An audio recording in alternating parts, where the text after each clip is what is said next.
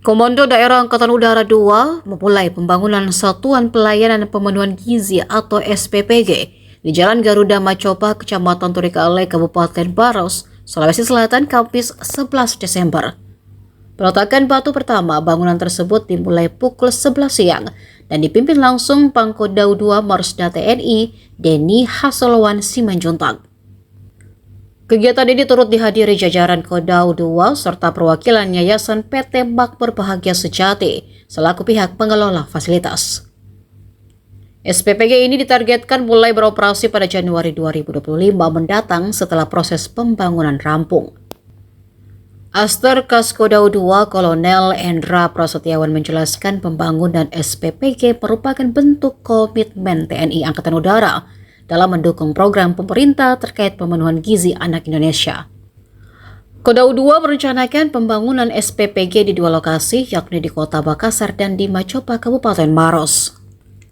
Endra menyebut penerima manfaat SPPG mencapai 2.500 orang, baik di Makassar maupun di Maros, sesuai edaran Badan Gizi Nasional.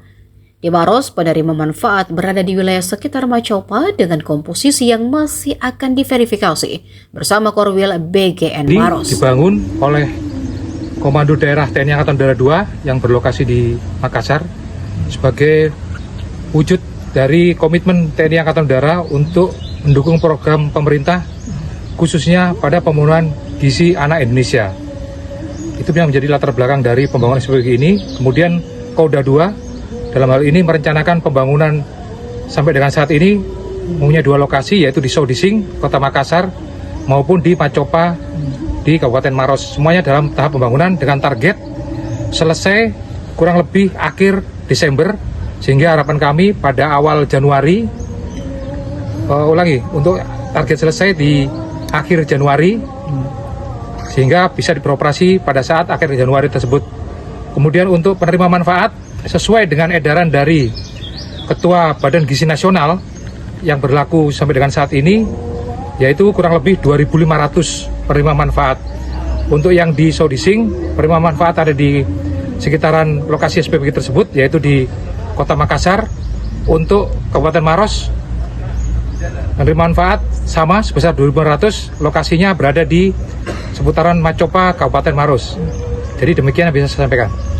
Pak, itu untuk tingkatannya sendiri Pak, apakah mulai dari anak sekolah SD sampai SMA atau ada juga yang misalkan ibu-ibu yang di posyandu itu Pak? Baik, nanti untuk penerima manfaat kami sudah petakan, namun demikian nanti akan ada koordinasi dengan Korwil BGN wilayah Maros.